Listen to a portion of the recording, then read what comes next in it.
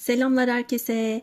Umarım gününüz güzel geçiyordur, mutlusunuzdur arkadaşlar. Bugün sizlere sana baktığında ne görüyor, onda bıraktığın etki ne açılımı yapmak istiyorum. İki desteniz var, istediğinizi seçebilirsiniz. Mavi desteğiyle başlıyorum. Bunu kaldıralım. Evet, bakalım bu kişi size baktığında ne görüyormuş? Nasıl yorumluyor sizi? Çok fazla tanımasına gerek de yok. Belki size baktığında gördüğü şeyler tamamen bir varsayımdan ibaret olacak. Benimle beraber niyet alabilirsiniz.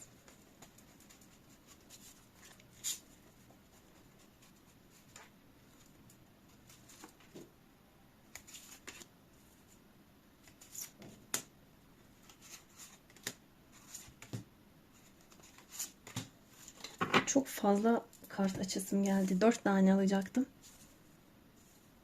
2 tane daha almak geldi içimden.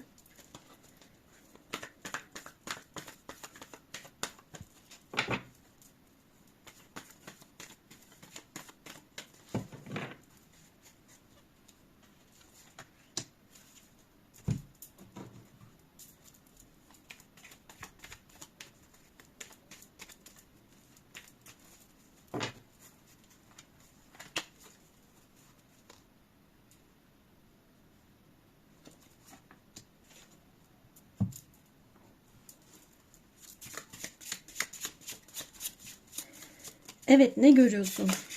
Videoyu izleyen arkadaşıma baktığında neler görüyorsun?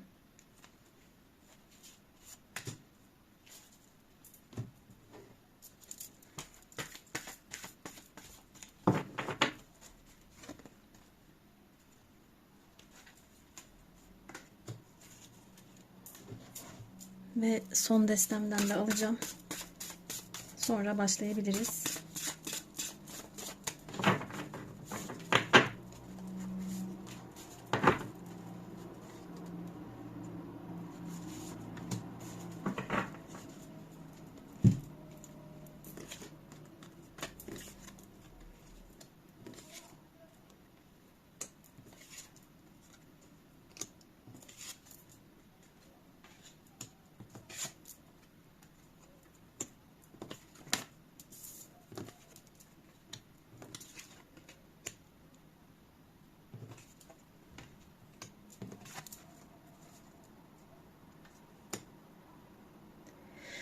Evet, burada bir hikayeden bahsediyor. Bu kişi sizi tanıyor olabilir. Hayatınızı gözlemleyen bir insan olduğunu görüyorum veya arkadaş çevrenizi biliyor olabilir arkadaşlar. Bunların hiçbirisi değilse sosyal medyadan gördüğü kadarıyla yorumluyor olabilir. Durumunuza göre alın. Bu kişi sizin çevrenizin çok kalabalık, yoğun olduğunu gözlemlemiş.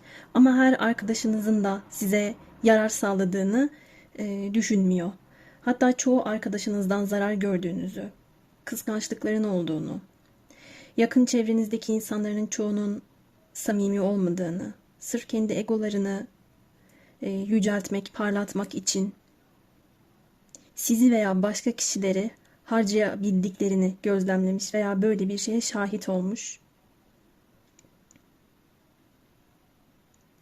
Eğer bunu yapan sizseniz, ben kazanayım da ne olursa olsun hiç önemli değil, arkadaşım mıymış, kaç yıllık dostluğum muymuş, umurumda bile değil diyorsanız bu tavrınızı, tutumunuzu doğru bulmadığını da söyleyebilirim. İki türlü yorumladım bakın. Hani hem sizin yaptığınız şekilde hem de size yapılan şekilde.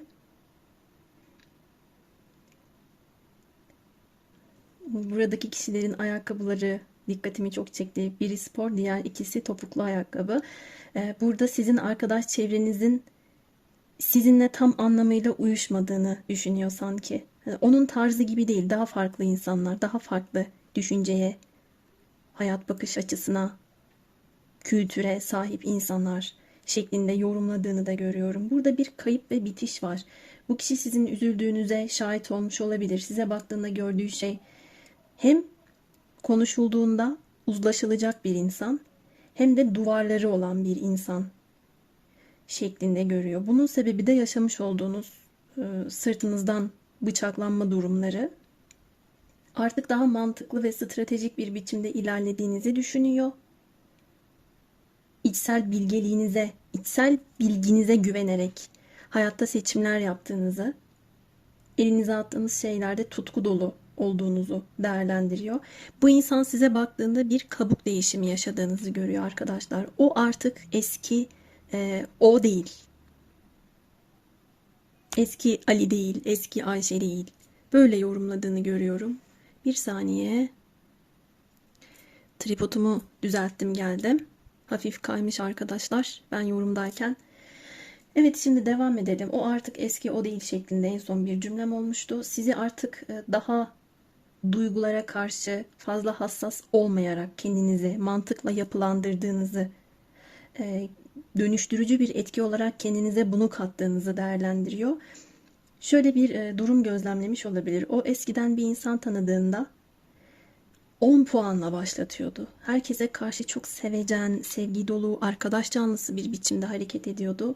Ama artık 0 puanla başlıyor ve hak edene hak ettiği kadar bir şeyler sunuyor. Önce insanların düşüncesini ve niyetini bir anlamaya çalışıyor. Ne yapması gerektiğini bu şekilde analiz ediyor. Bir yola çıktığında baktı ki yolda yanlış bir takım durumlar var. Plan değişimi içinde oluyor. U dönüşü yapabiliyor. Strateji değiştiriyor şeklinde yorumladığını görüyorum. Bunun yanı sıra spiritüel yetenekleriniz olabilir. Fiziksel özellikleri de geleceğim size baktığında neler görüyor kısmında. O kısım için biraz sabırsızlanıyorum aslında ama atlaya atlaya da gitmek istemiyorum. Bunun yanı sıra sizi zeki gördüğünü de görüyorum. Problem çözme kabiliyetiniz çok yüksek. Varmak istediğiniz bir hedefe A yolundan gidemediyseniz B yolu ve C yolu da üretebiliyorsunuz.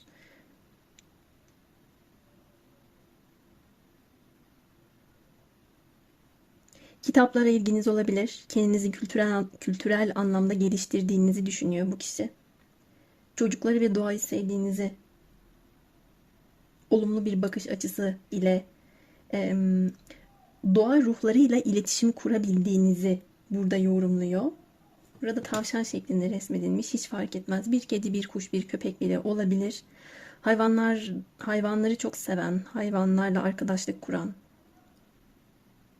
onlara karşı duyarlı yaklaşımlar geliştiren yapınızdan bahsediyor. Ve burada bir imparatoriçemiz gelmiş. Sizi dört dörtlük gördüğünü söyleyebilirim. Giydiğiniz şeyleri kendinize yakıştırıyorsunuz, kendinizle barışıksınız. Üretkensiniz, yaratıcı ve verimli bir insan görüyor bu kişi size baktığında. Doğurgansınız, iyi bir annesiniz veya iyi bir anne adayısınız. Böyle bir potansiyel gördüğünü de görüyorum. Şöyle olabilir mesela. İşte bir fotoğrafınıza bakmıştır. Dediğim şekilde burada tavşan ama daha farklı bir evcil hayvan olabilir. Ne kadar da sıcak bir fotoğraf, ne kadar da hoş bir kare. Bu kişiden iyi bir anne olur şeklinde bir varsayımda bulunmuş olabilir. O şekilde gözlemlemiş olabilir. Savaşçısınız aynı zamanda. Yanlış bir şey gördüğünüzde tepkinizi ortaya koyabiliyorsunuz. Doğru bir iletişime önem verdiğinizi bu insan görüyor. Haksızlıklara sinirlendiğinizi, öfkelendiğinizi, aptal yerine konmaya, aldatılmaya asla gelemediğinizi yorumluyor. Genel anlamda her şeye kabiliyetiniz olabilir. Güzel yemek yapabilirsiniz.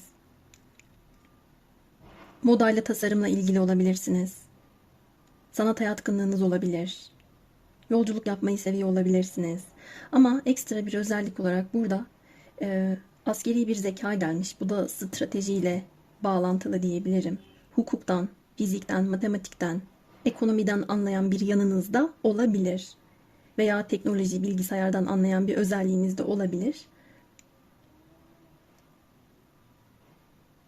Ayrıca kendi hayatınızda eril ve dişil enerjinizi de son derece dengeli görüyor bu insan. Bir kişiyle görüşüp konuştuğunuzda benim statüm şudur veya benim meziyetlerim, yeteneklerim bu. Karşımdaki insan benden daha aşağı şeklinde düşünmeyip bu şekilde hareket etmediğinizi de yorumlamış. Yani burada küçümsememek, aşağı görmemek, hor görmemek diyebilirim.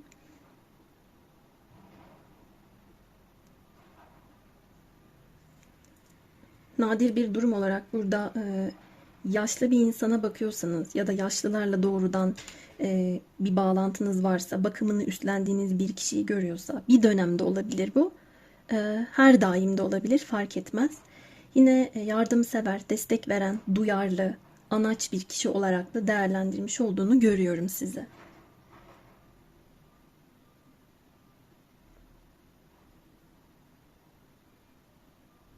Kalbinizden gelen şeyleri yapmak en çok sevdiğiniz şey olabilir.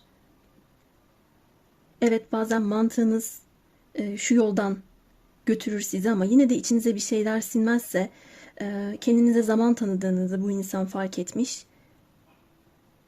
Burada dört dörtlük bir durum olmasına gerek yok ama bir karar alabilmeniz veya bir yola çıkabilmeniz için o ikisi arasında kafanıza yatması, içinize sinmesi gereken bir anı yakaladığınızda o yola baş koyabileceğinizi de fark etmiş.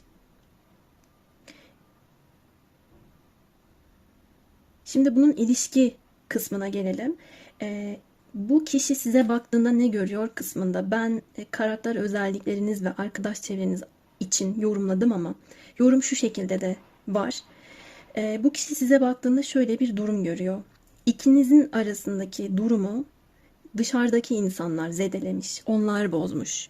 Eğer küstüyseniz, bazı durumlar alaşağı olduysa, bir yıkıma uğradıysa ilişkiniz, bunlar başka insanların yüzünden olmuş. Dengeleri tam anlamıyla o dönem için sağlayamadığınızı düşünüyor olabilir veya kendi arkadaşları böyleyse sizin bu şekilde düşündüğünüzü görüyor olabilir.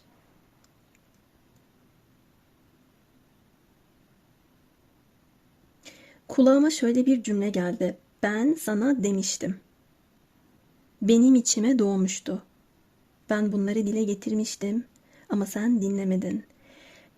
Böyle bir cümle böyle kulağımda şu anda yankılandı. Eğer buna benzer bir durum olduysa ve birbirinizi dinlemediyseniz, burada iletişimsizlikten kaynaklı bir problem olduysa, e, arkadaş çevresine daha fazla ağırlık verildiyse, başka insanların karışılmasına müsaade edildiyse, işlerin epey bir karıştığını görmekteyim ama burada sanki dişil tarafın bunu hissettiği, öngördüğü çıkıyor. Böyle bir durumu doğrudan yaşadıysanız bu insanın gördüğü şey aynı zamanda da bu. Ben o dönem görememişim.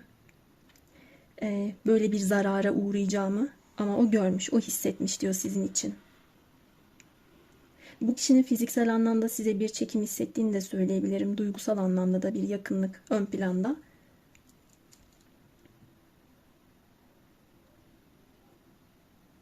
Sizin kendinizi baştan aşağı yarattığınızda düşünüyor. Öyle bir program vardı değil mi?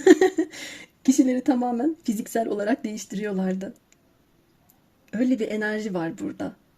Ve sadece fiziksel olarak değil, düşünce olarak, kafa olarak da çok yoğun bir değişim ön planda. Vay be, ne olmuş ona? Bayağı bir değişmiş şeklinde baktığını görüyorum size. Şimdi onda nasıl bir etki bırakmışsınız? Bir de buna bakalım.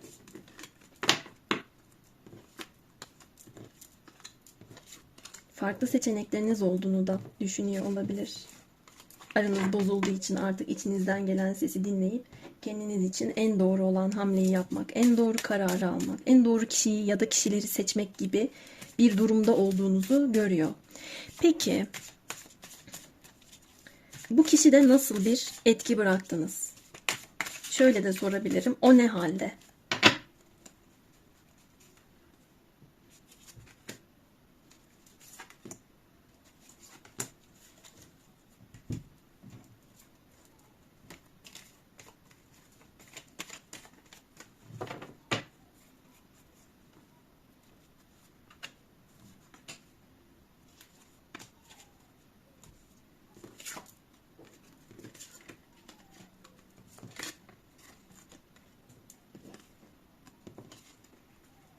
Duygusal anlamda size inanılmaz yüksek bir insan var ve tabii tutkusal olarak sizi fethetmek, size gelmek istiyor.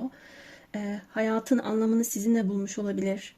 Hayatta onu tatmin edebilecek olan her duygunun, her zevkin, mutluluğa giden yoldaki o bolluk bereket sürecinin tamamen sizin çevrenizde olduğunu, sizin içinizde olduğunu daha doğrusu düşündüğünü görüyorum.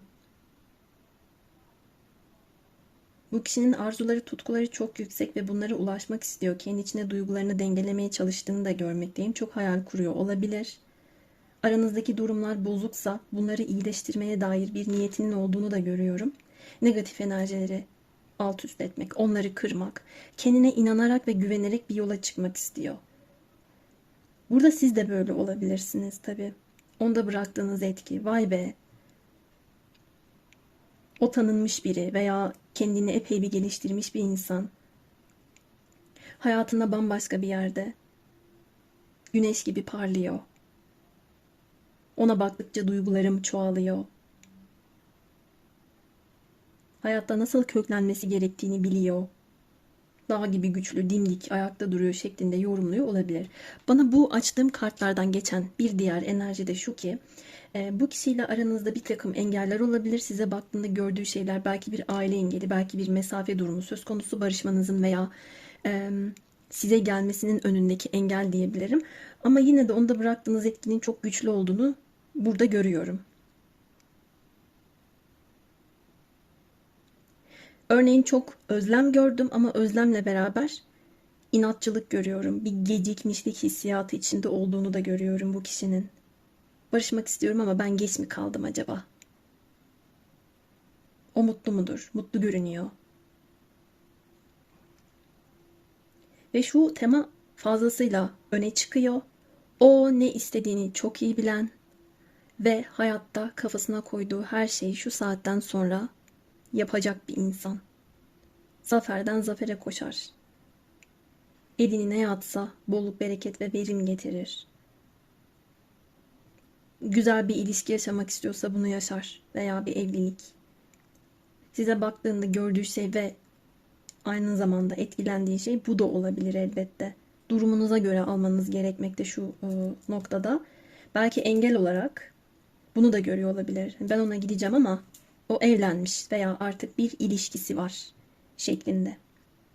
Bu kısım çok daha spesifik, yani ayrılan bir nokta olarak uyan arkadaşlarım alsın. Size baktığında hem gördüğü şey hem de onu etkilediğiniz nokta açısından bir de burayı söyleyebilirim. Mesafelere, uzaklıklara, engellere rağmen her ne olursa olsun sana olan tutkum veya ruhsal anlamda sana olan yakınlığım çok yüksek dediğini de görüyorum bu kişinin. Evet arkadaşlar, ilk deste için söyleyeceklerim bu kadardı. Uyan kısımlarda süper teşekkür bölümlerinden bana destek olmayı unutmayın. Şimdi ikinci desteğe geçiyorum. Evet, ikinci destemizdeyiz. Yeşilçam tarotu seçen arkadaşlarım tekrar hoş geldiniz. Bakalım bu insan size baktığında ne görüyormuş?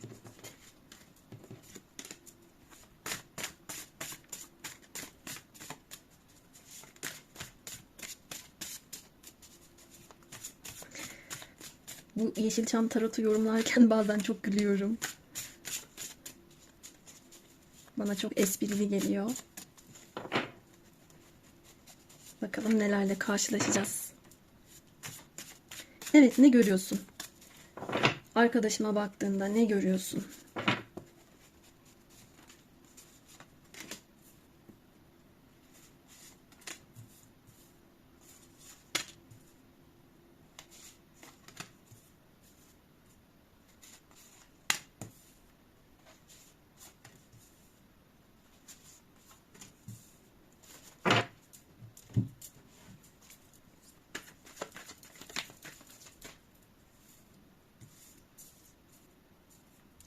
Tabii bu kartların boyutu daha büyük olduğu için şey yapmadı, sığmadı.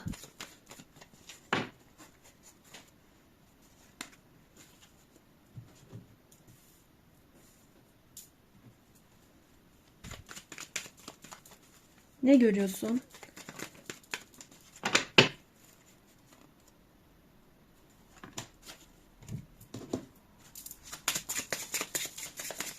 Ha, düştü zaten.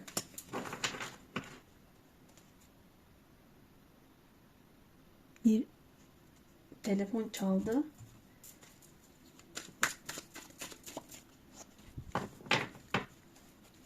Hemen dokunup reddettim.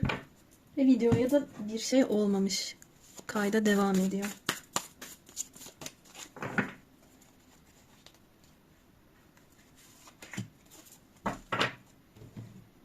Evet, tüm kartlarımızı seçtik. Şimdi açalım bakalım ne görüyormuş bu kişi size baktığında.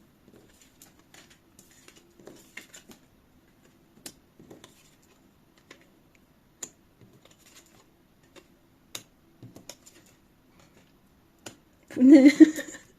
Çok değişik.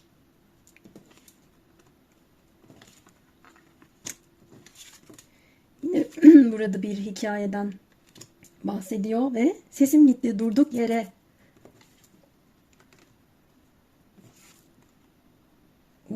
İntikamcı. Zaten arkadaşlar şu kişinin bakış açısına, şu kişinin suratsızlığına ve kırık kalbe ve bu kişinin her tarafından vurulmasına karşın elindeki silaha bakılacak olursa burada bu kişi size baktığında çoğunlukla kendi can acısıyla beraber olumsuz bir şeylerden bahsediyor ve onları görüyor olabilir. Yalnız benim şuraya bir kart daha açmam lazım. Emin olmak için.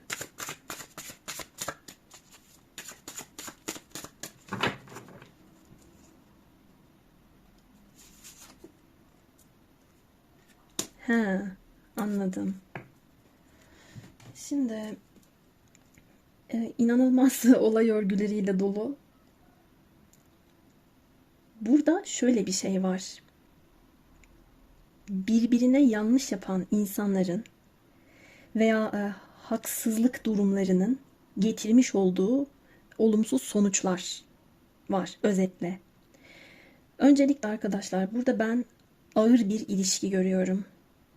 Hayatın diğer sorumluluklarıyla beraber ilişkinin sorumluluğunu, yükümlülüğünü üstlenmiş bir kişi görüyorum. Bu kişi size baktığında da bunu görüyor. Ancak kendisini şu şekilde anlatıyor. Ben sana baktığımda bunu görüyorum ama sen bana baktığında sadece kendi görmek istediğin şeyi görüyorsun. Benim penceremden bakmadın. Kalpler kırıldı. Benden intikam aldın veya beni de bir dinleseydin, sana bir derdimi dökseydim. Dediğin ya da yaptığın şeyler gururuma dokundu dediğini görüyorum. Burada böyle bir olay var. Bu kişi size baktığında sert bir karakter görüyor öncelikli olarak. Kırmış, dökmüş, saçmış olabilirsiniz. Kendi kalbiniz kırıldığı için veya belli bir dönem pek çok şeyi omuzlarınıza almış olabilirsiniz. Fedakarlık üstüne fedakarlık yapmış olabilirsiniz.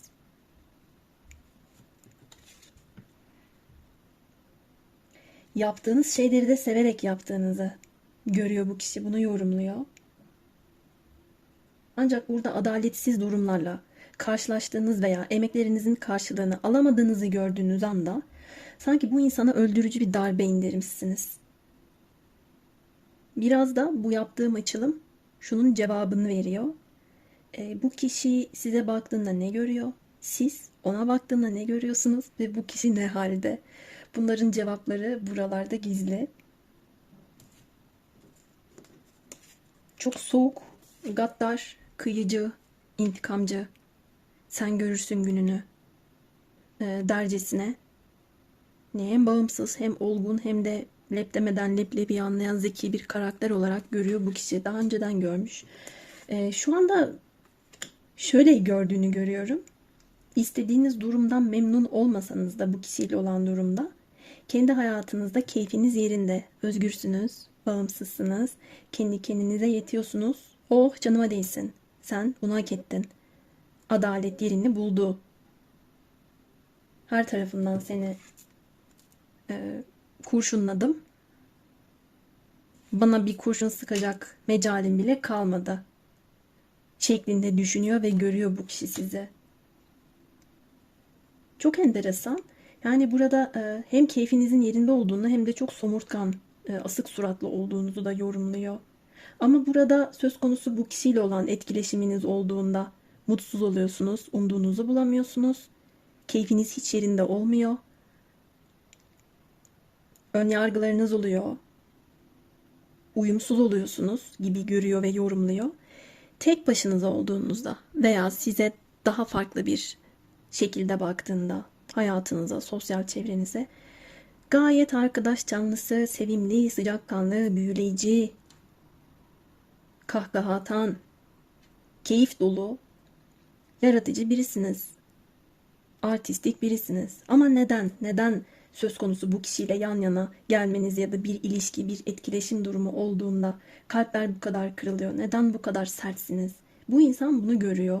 Bunu tam olarak kendi içinde anlamlandıramadığını da görüyorum. Onun söylediği veya söyleyebileceği bir şeyi dinlememiş olabileceğinizden muzdarip. Geçmiş yaşam bağlantınız olduğunu da hissediyor. Bu arada şöyle bir tema da var. Bu kişi sizin işinize dört elle sarıldığınızı, çok çalışkan ve yaratıcı olduğunuzu da yorumlamakta.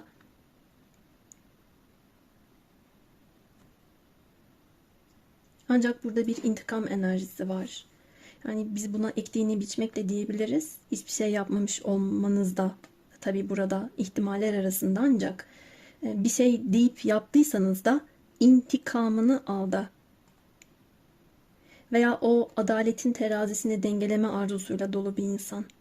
Bakıyor ki bir şeylerin dengesi bozuk, hemen el atıyor. Doğru olanı yapıyor. Ama bu benim için doğru değildi veya doğru olsun istemedim. Derdimi dökmeye, temas halinde olmaya ihtiyacım vardı şeklinde bu kişinin serzenişte bulunduğunu görüyorum, bakın. Bir takım durumları düzeltmek adına liderlik vasfınızın çok ön planda olduğunu, bunlarla hareket ettiğinizi yorumluyor gördüğüm kadarıyla. Ve sizin dişi enerjiniz ultra güçlü bu kişinin gözünde. Geçmişteki şeyleri çok fazla baz alarak bugünün enerjisine taşıyorsunuz ve gelecek kararlarını alırken onlar sizin için bir örnek olarak orada dağ gibi duruyor. Bu yüzden de bu öngörü yeteneğiniz çok yüksek olduğundan ve bir şeyleri düzeltmeye dair bağımlılık demeyeceğim ama düzeltmeye, bozuk olanı düzeltmeye dair bir uğraş enerjisi içinde olduğunuzu görüyor.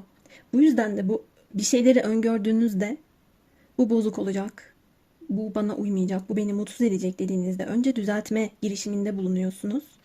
Sonra bakıyorsunuz sonuç hiç güzel olmadı veya hep siz düzeltiyorsunuz. Ondan sonra sanki öldürücü bir darbe indiriyorsunuz. Bir anda bir kırıyorsunuz, kesip atıyorsunuz, duvar örüyorsunuz. Game of Thrones duvarları gibi. Bu kişiye duvarlarınız var. O duvarın arkasında duvar örerek bu kişiye güldüğünüzü düşünüyor bile olabilir. Son gülen iyi güler. İlk destede kulağıma farklı bir cümle gelmişti. Burada da bu geldi, bakın. İntikam enerjisi çok yüksek. Güvene önem verdiğinizi, kafanıza gerçekten bir şey taktığınız zaman onu yaptığınızı, ama bazen de olumsuz durumları kafanıza çok fazla taktığınızı bu insan gözlemlemiş. Ben acılar çekiyorum, maddi anlamda kendimi güçlendirmeye çalışıyorum, beni bir dinleseydin diyor. Ve o böyle derken sanki siz de şöyle gibisiniz bu kişinin bakış açısına göre. Seni bir dinleyeceğim ya, git şuradan. Keyfim yerinde, keyfimi hiç bozamam. Bu duvarları ördüysen tuğlalarını sen verdin. Hadi şimdi yallah güle güle der gibi. Öyle görüyor sizi, öyle yorumluyor. Bu arada şu kartınız düşmüştü ya, bakın burada resim, palet, ressamlıkla ilgili bir şeyler var. Böyle bir yeteneğiniz doğrudan olabilir. Resme kabiliyetiniz olabilir arkadaşlar. Ama burada işkoliklik olarak mesaj vermiş. Bunu tam tersi etki olarak da şu şekilde yorumlayabilirim.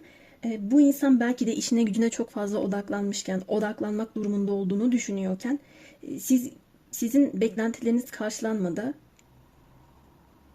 Geçmişteki durumları da baz alarak güveniniz zedelendi şeklinde yorumladınız. Bir yere takılıp kaldınız. Bu insanı öyle değerlendirdiniz ve olaylar az önce bahsettiğim şekilde oldu diyebilirim. Ay, buradaki enerji bir tık ağır. Şimdi bu kişide bıraktığınız etkiye bakalım ama kalplerin kırıldığını görüyorum. İlişkide sorumluluk paylaşımları tam olmamış. Olmadığından dolayı bir taraf diğer tarafa fazlasıyla kızgın. Biri de yaralı. Evet, nasıl bir etki bıraktınız bu kişide?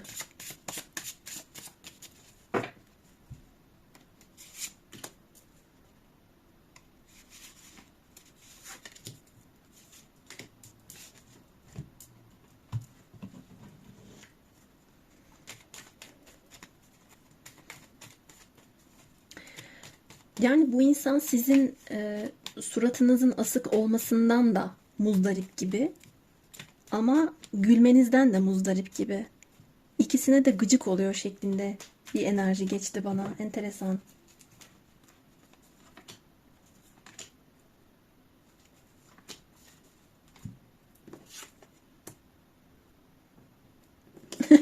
Mazlumu getirin bana o sahne.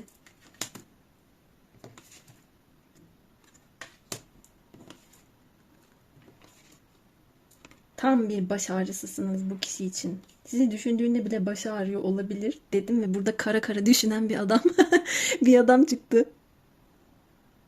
Belki de denizli bir yerde yaşıyordur. Deniz kenarına gidiyordur.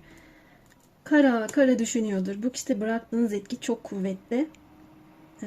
Biz bir mavi dolunay yaşadık. O dolunayın etkisiyle beraber de burada size olan özlemi ve duyguları artmış olabilir. Ekstra baş ağrısı yaşıyor olabilir. Burada size gelmek istiyordur veya aranızdaki bazı durumları çözmek istiyordur ama bunu yapamıyordur. Bazen alınganlık, sevgiye olan ihtiyaç, özlem, yalnızlık gibi duygular içinde olduğunu görüyorum veya öyle bir ruh hali içinde olduğunu görüyorum.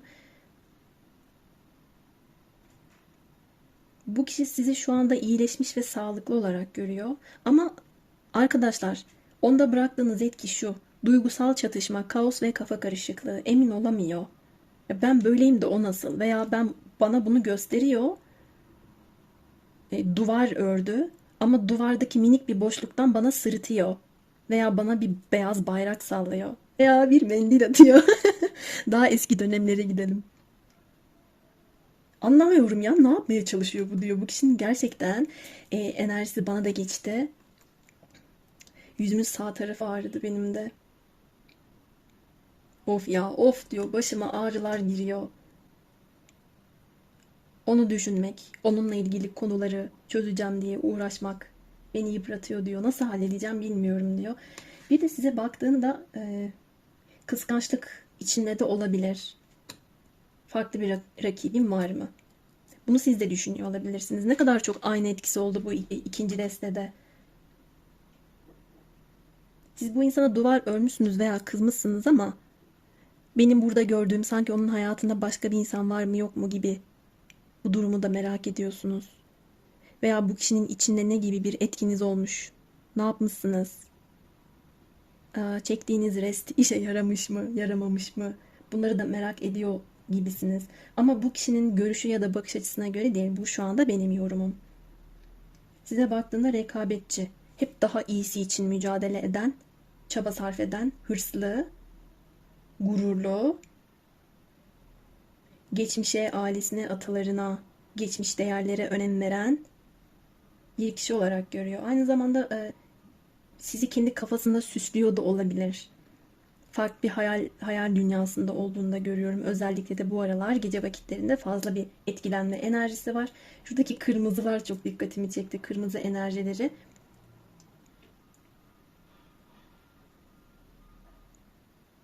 Doğrudan bize kök çakra mesajı veriyor.